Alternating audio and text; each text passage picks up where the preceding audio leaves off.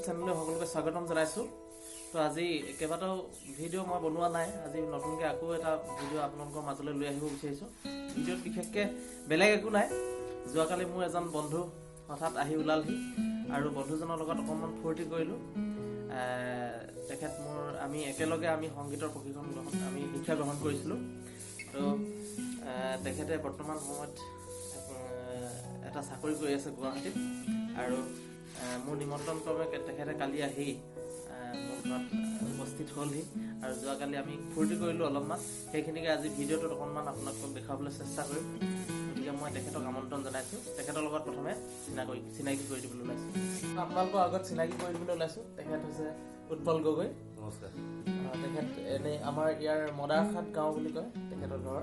তাৰপিছতে এতিয়া গুৱাহাটীত কৰ্মসূত্ৰে তেখেতে চাকৰি সূত্ৰে গুৱাহাটীত থাকে আৰু তেখেতৰ পৰা দুই এষাৰ আপোনালোকে শুনক। মই বিশেষ ক'বলগীয়া নাই। মোৰ কৰ্মৰ মাজত ব্যস্ত যদিও সংগীতৰ প্ৰতি এটা বিশেষ ৰাগ আছে। গতিকে কালি হঠাৎ আহি দুইজনে আলোচনা কৰিলোঁ আৰু দুইজনে কিবা এটা কৰিব পাৰি নেকি তাকে চালোঁ। আহি সৰুবৰকৈ কিবা এটা কৰিলোঁ। তাকে এতিয়া ভাল হৈছে নে বেয়া হৈছে আপোনালোকৰ ওপৰতহে নিৰ্ভৰ কৰিব। আৰু বিশেষটো কি ক'ম, ক'বলগীয়া বিশেষ নাই। আমাৰ বিশেষ ষ্টাডিও নাছিলে, তথাপিও ৰাগ থকাৰ কাৰণে ইমান আগবাঢ়ি যাবলৈ বিচাৰিছোঁ আৰু যদি আপোনালোকে সহযোগিতা কৰে নিশ্চয় ভাল হ'ব বুলি আশা ৰাখিলোঁ। ধন্যবাদ থাকিল উৎপল গগৈলৈ। তেখেতে মোৰ আমন্ত্ৰণ ৰক্ষা কৰি ইমান দূৰৰ পৰা আহি আমাৰ ঘৰত অতিথি হিচাপে দেখা দিলেহি আৰু ৰাতি আমি দুজনে খুব ফূৰ্তি কৰিলোঁ, ভাল লাগিল। আৰু ভাইটি দুজনমান আহিছিলে। তো সেই প্ৰগ্ৰামটো আপোনালোকক দেখুৱাবলৈ চেষ্টা কৰিম। তো ঠিক আছে, আমি সেই প্ৰগ্ৰামটোলৈ গুচি যাওঁ।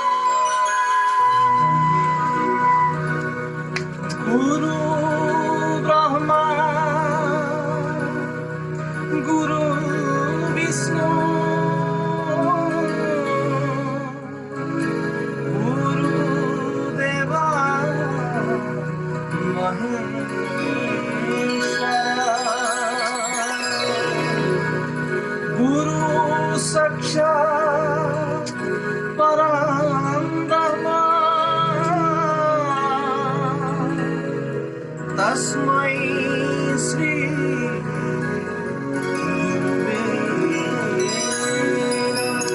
नमः।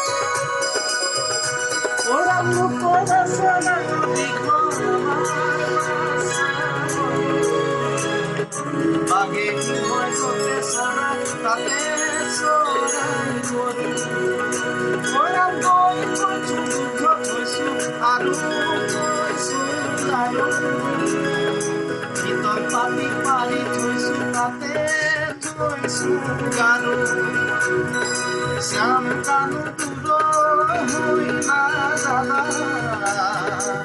মোৰ পাখি গঢ়াই থৈছো ঘৰতে মই যাবা